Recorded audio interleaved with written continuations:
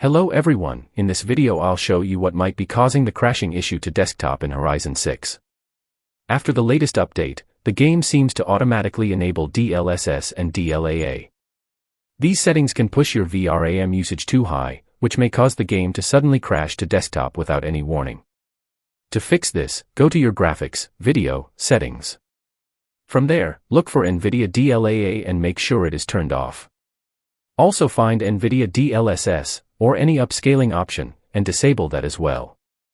It's important to turn off all resolution scaling features, especially DLAA and DLSS. If the problem still continues, there is a temporary fix you can try. Go to the language settings and change the language to UK English.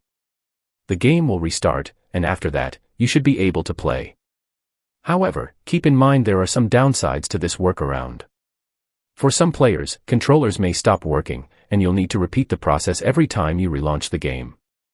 Additionally, if you're using the NVIDIA or AMD software, open the graphics settings for Horizon and disable DLSS, DLAA, or any similar features there as well.